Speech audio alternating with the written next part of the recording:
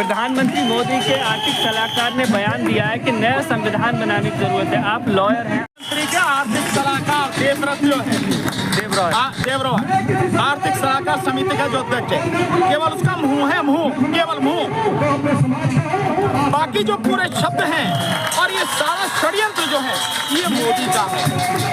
क्योंकि मोदी के रास्ते में सबसे बड़ी अड़चन का अगर कोई है तो वो है भारत का संविधान, जिसकी वजह से चाहकर भी बहुत से काम वो नहीं कर पा रहा। हिंदू राष्ट्र की स्थापना के लिए जो वो करना चाहता है, जिस तरह का माहौल यहाँ बनाना चाहता है, उसके रास्ते में ये संविधान आड़े आता है। इसलिए इस संविधान को खत्म करने की बात चल रही है। और ये जिसकी बात आप कर रहे हो देवव्रत रॉय जो है, ये आज नहीं करा, इसने 1 साल पहले भी जून के महीने में पिछले साल 2022 में बात कही थी। अब तो बाकायदा इसने लेख लिखा है, हाँ तो उसने पहले भी था, अब तो लेख लिखा है। दूसरी बात, केवल ये बात नहीं, आप ये भी देखें कि 12 अगस्त 2022 का इलाहाबाद यानी प्रयागराज से छपने वाला जो दैनिक भास्कर है, उसमें बाकायदा जो संविधान ये बनाने की बात करें उसके 60 पेज का मसौदा उन्होंने बताया कि हमने 60 पेज तैयार कर लिया। और मुख्य बातें उस अखबार के फ्रंट पेज पर छपी थी, जिसमें कहा गया था कि जो संविधान होगा मनुस्मृति पर आधारित होगा। जो संविधान होगा उस संविधान में हिंदुओं को, बौद्धों को, जैनों को और सिखों को, इनको अधिकार होंगे नागरिकता के, बाकी किसी को अधिकार नहीं होगा। तो पारसी कहाँ जाएंगे, तो ईसाई कहाँ जाएंगे, तो मुसलमान कहाँ जाएंगे। यानी पारसी, ईसाई, मुसलमान, इनके अधिकार तो पहले खत्म कर दिया उन्होंने उनके संविधान के हिसाब से। और कह रहे हैं देश की राजधानी दिल्ली नहीं, यहाँ से उठा के वो वहाँ ले जाएंगे बनारस में, वहाँ बनेगी उनकी जो राजधानी है। तो ये जो षड्यंत्र है ये बहुत समय से लगातार चल रहा है। और इस षड्यंत्र को अगर आप देखो तो बहुत पीछे चले जाओगे। 2001 में जस्टिस वेंकट चली या सुप्रीम कोर्ट के जज थे, उनके नेतृत्व में संविधान समीक्षा समिति बनाई थी कि उसकी अटल बिहारी वाजपेयी की सरकार में। तो ये बहुत पहले से आरएसएस के लोग हैं ना, ये बहुत पहले से संविधान को खत्म करना चाहते हैं। इसलिए ये जो सारी चीजें इनको हल्के में नहीं लेना चाहिए। ये एक बड़ा घिनौना षड्यंत्र है। ये पहले कभी इससे कभी उससे ऐसे लोगों से कहलवाते हैं और जब माहौल बन जाता है उसके बाद में सारे काम करते हैं। तो बड़ी गंभीर समस्या है। ये देश की जनता के सामने बड़ा बहुत ही महत्वपूर्ण सवाल है। देश की जनता को इसे समझना पड़ेगा और इसका जवाब देना पड़ेगा, और जवाब भी माकूल देना पड़ेगा, सड़क पर उतर कर जवाब देना पड़ेगा। तो क्या सर, जो नया संविधान बनाने की ये बातें हो रही है, क्या बहुजन समाज के लोगों को भी उसमें वोट के अधिकार, शिक्षा के अधिकार होंगे क्या? बहुजन समाज के लोगों को कैसे मिलेगा? कौन है बहुजन समाज में? SC, ST, OBC, यही लोग हैं ना बहुजन समाज में। तो बहुजन समाज के लोगों को अधिकार यूं नहीं होगा क्योंकि संविधान मनुस्मृति पर लागू होगा, आधारित होगा। तो मनुस्मृति पर आधारित संविधान होगा तो मनुस्मृति तो कहती है कि ब्राह्मण, क्षत्रिय, वैश्य और शूद्र, तो ब्राह्मण, क्षत्रिय, वैश्य इनका काम है सब कुछ इनके हाथ में रहे, और शूद्र यानी SC, ST, OBC आज की तारीख में जो है वो सारे के सारे शूद्र हैं। तो शूद्रों का काम है कि ये जो ऊपर के 3 हैं इनकी सेवा करना। तो उन्हें तो वैसे अधिकार नहीं है, ना उन्हें शिक्षा का अधिकार है, ना उन्हें रोजगार का अधिकार है, केवल उनकी सेवा करने का अधिकार है। अगर वो कमाए तो उस पर भी उन्हीं का अधिकार है। शूद्र अगर कमाता है तो उस पर भी उन्हीं का अधिकार है, मनुस्मृति कहती है। और इसके अलावा देश की जो महिलाएं, तमाम महिलाएं, यहाँ तक कि इनकी ब्राह्मण, क्षत्रिय और वैश्य, इनकी अपनी माँ, बहन, बेटियां भी जो, वो भी शूद्र में ही आती है। ये स्थिति यानी देश की आधी आबादी महिलाओं के सीधे सीधे शूद्र, और बाकी इसके अलावा SC, ST, OBC वो भी शूद्र, और मनुस्मृति में इनको कोई अधिकार नहीं है।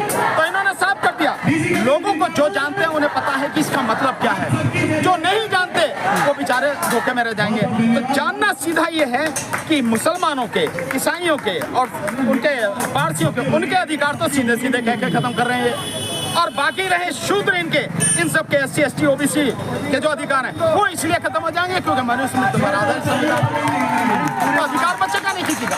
और इस पूरे मामले से सरकार ने अपने आप को अलग कर लिया कि उनका निजी है ये जो भी। अगर वो निजी है तो उसको निकाल के बाहर करो ना, कि निजी आदमी सारा क्यों बोल रहा है इस तरह से। निजी आदमी देश के संविधान के विषय में कैसे बोला, और वो निजी नहीं हो सकता। वो देश के प्रधानमंत्री की आर्थिक सलाहकार समिति का अध्यक्ष, निजी कैसे हो गया वो? तो फिर सरकार क्यों अलग कर रही है? विरोध सरकार इसलिए अलग कर रही है कि विरोध होने लगा, सरकार को समझ में आ गया कि विरोध हो रहा, और विरोध तो अभी होगा। हम लोग बाकायदा प्रेस कॉन्फ्रेंस करके, हम सारे साथी प्रेस कॉन्फ्रेंस करके जंतर मंतर पर मोदी का पुतला फूकेंगे। अभी ये सारी चीजें होंगी, ये सब कुछ होगा, तो विरोध तो अब होगा शुरू। जो सोच रही है सरकार की अलग कर लेगी, अलग नहीं करना है। अलग अगर आप कर रहे हैं तो ऐसे लोगों को निकाल के बाहर करो। आपने बाहर नहीं किया, आपकी टीम में है वो आदमी, आप उसके मुंह से क्या लगा रहे हो? आप सरकार क्या समझ रही मूर्ख हम लोग।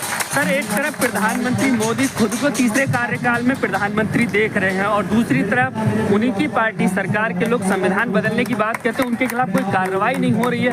ये जो पूरा माहौल है कि जनता समझ रही है क्या इन चीजों को?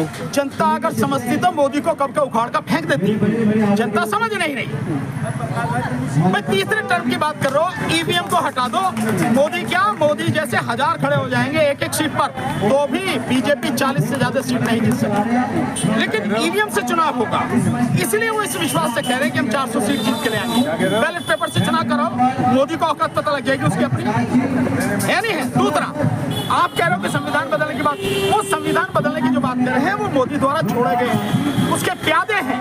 वो माहौल को देखना चाह रहे हैं कि माहौल इससे कैसा होता है, कितना विरोध होता है, क्या चीजें होती हैं। उसके छोड़े हुए लोग हैं और कार्रवाई उनके खिलाफ क्यों नहीं हो रही? क्योंकि भैया वही तो सब कुछ करने वाले हैं। सरकार उनको बचा रही है। अगर सरकार उनको बचाने वाली ना हो तो इन्हें तो पब्लिक की ठोक कर सीधा कर देगी। जो बात कर रहे हैं संविधान की, अगर व्यक्तिगत है तो व्यक्तिगत वाला बाहर आ जाए ना, पब्लिक बता देगी संविधान बदलने की बात कर रहा है, उसका भी ठीक कर देगी। तो ये कोई पहले आज में थोड़ा बीजेपी के नेता को कहते रहे ना, निश्चित रूप से कहते रहे। वो तो मैं पहले भी कह रहा हूँ कि ये एक माहौल बनाने की कोशिश करते हैं, एक व्यक्ति नहीं है। तो ये व्यक्तिगत भी किसी का विचार नहीं है, ये मोदी का विचार है, सरकार का विचार है और सबसे ऊपर ये आरएसएस का विचार है इसको संविधान को बदलने की। क्योंकि ये संविधान इनके रास्ते में सबसे बड़ी बाधा, रोड़ा है इनके रास्ते का। मोदी जी तो खुद संविधान की तारीफ करते कि चाय बेचने वाला अगर बन सकता संविधान की बदल। मोदी की बात कहेगा कुछ और करेगा कुछ। धरती पर उससे झूठा व्यक्ति आज तक नहीं, धरती पर। अभी आपने देखा कहीं शायद इसके कार्यकर्ताओं के सम्मेलन में उनको संबोधित कर रहा था, तो कह रहा कि झारखंड के देवघर से लेके बिहार के दरभंगा तक एम्स बना दिए, यही कह रहा ना। और बीबीसी की टीम गई वहां जाकर देखा, भैया कहाँ है एम्स, ढूंढे जरा, तो वहां पर खाली खेत है जिनमें पानी भरा पड़ा, एक ईंट भी नहीं लगी। ये तो मोदी का चरित्र है। पर उसके पीछे मैं कहना क्या, मैं तो पहले से कह रहा हूँ कि जिस समय से उठता है, जिस समय तक सोता है, सपने में भी और जागते भी झूठ के अलावा उस पर कुछ आता ही नहीं। दूसरी बात, झूठ किस तरह से बोलते हैं, इनका ही जेपी नड्डा राष्ट्रीय अध्यक्ष है, वो कह रहा था कि मदुरई में, तमिलनाडु में मदुरई में एम्स जो बनना 95% बनकर तैयार हो गया। तो डीएमके के और कांग्रेस के एमपी वहां चले गए ढूंढे, भैया कहाँ है एम्स, जो तो कहीं नहीं मिला, एक ईंट भी नहीं मिली। वो ढूंढ रहे कहाँ है एम्स। तो ये छटे हुए बेईमान, छटे हुए भ्रष्ट, निकम्मे और धोखेबाज लोग हैं, झूठे लोग हैं। और मोदी इन सबका बाप है, इन सबका मास्टर हेड सर, जिनकी बात आप आप एक सीनियर वकील हैं, कुछ लोग ये भी कह रहे हैं कि संविधान के बेसिक स्ट्रक्चर को बदला नहीं जा सकता। तो ये जो बातें हो रही हैं, ये हवाई बातें हैं। हवाई बातें नहीं है। अगर आप इनको हवाई बातें समझेंगे तो धोखा खा जाएंगे, पब्लिक यही मारी जाएगी। इनके मुंह से निकला हुआ शब्द बेवजह नहीं है। मैं इसको उदाहरण से समझाता हूँ, आपको समझ में आ जाएगी। जब कृषि कानून लेकर आए, कृषि कानून के दौरान उन 2016 के आसपास की देखें आप, जब ये सब शुरू हुआ और एक अमेरिका, अब तो रिपोर्ट आ रही है, अब तो आपने देखा होगा जबरदस्त रिपोर्ट आई, खुलासा हुआ कि किस तरह से मोदी ने धोखा दिया लोगों को और किस तरह से कमेटी बनाई गई। और उस कमेटी में कौन था?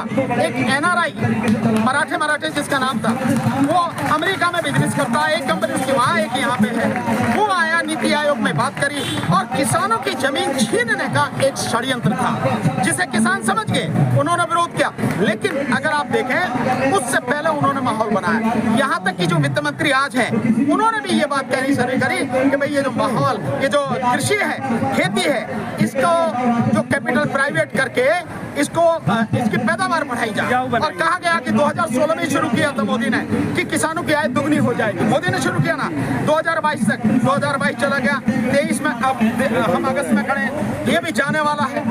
अभी तक किसानों की आय दुगनी हुई नहीं हुई। महंगाई चरम पर है, किसानों की आय में 35% की कमी आ गई। तो ये पहले लोगों से बात करके माहौल बनाते हैं। इनका कभी कोई वो कहेगा, कभी वो कहेगा, जब विरोध होगा ये तो व्यक्तिगत विचार, लेकिन ये सारा षड्यंत्र भैया जो बेसिक जो ढांचा है वो बदला जा सकता है या नहीं? सब कुछ बदल जाएगा। आप हवा में नहीं रहना। अगर इन्होंने अपना संविधान लागू किया तो वो मनुस्मृति पर आधारित होगा और वो लोकतंत्र का नहीं होगा। उसमें लोकतंत्र का तो पता नहीं होगा, वो राजतंत्र होगा, राजतंत्र। और अगर ये जीत के आगे 2024 में ईवीएम से, तो 2024 में जीत के आने के बाद इस देश में उसके बाद कोई इलेक्शन नहीं होगा। इस देश का संविधान खत्म होगा, मनुस्मृति पर आधारित संविधान होगा और उसमें लोकतंत्र की बात नहीं, राजतंत्र स्थापित होगा। मोदी अपने आप को राजा घोषित करेगा। और वो इसीलिए शेंगोल जो रखा गया वो राजतंत्र की निशानी है। लोकतंत्र के मंदिर में, संसद में राजतंत्र की निशानी की क्या जरूरत है? आप बताओ मुझे, कोई जरूरत है? वहाँ लोकतंत्र का चिन्ह होना चाहिए। लोकतंत्र का चिन्ह रखे, आप राजतंत्र का चिन्ह रखें। तो समझ में आ रहा है कि आपकी नीयत क्या है, आप क्या करना चाह रहे हैं। और अगर राजतंत्र स्थापित होगा तो इस देश की अदालत है ना, ये देख रहे हो सामने अदालत ही ना, ये अदालतें, ये जजों के जो सारी ताकत है वो खत्म हो जाएगी, अदालतें बंद हो जाएंगी। और क्यों हो जाएंगी? क्योंकि राजतंत्र थानों से चलता है, अदालतों से नहीं। अदालतों से लोकतंत्र में चलती हैं अदालतें। तो जब थानों से चलेगा तो जजों की क्या जरूरत है, अदालतों की क्या जरूरत है? और ये काले कोट पहने वकील घूमते हैं, इनकी क्या जरूरत है? और जब राजतंत्र स्थापित होगा तो अलग अलग विधानसभाएं हैं ना, इन विधानसभाओं में जो ये कड़क सफेद कुर्ता पजामा पहने घूमते हैं एमएलए, ये सब चले जाएंगे। विधायकों की जरूरत नहीं है, विधानसभाओं की जरूरत नहीं है, केवल राजतंत्र है, यहाँ से चल रहा है। ये बहुत गंभीर समस्या है जिसको लोगों को समझने की जरूरत है। सर, लास्ट सवाल है, संवैधानिक तानाशाही लाने की कोशिश की जा रही है। संवैधानिक तानाशाही नहीं, तानाशाही चल रही है। संविधान का सहारा लेकर उसको तोड़ मरोड़ करके गुंडागर्दी, सही शब्दों में कहो तो सरकारी गुंडागर्दी चल रही है। संविधान को कुचल कर चल रही है, ये है। चलिए, ठीक है।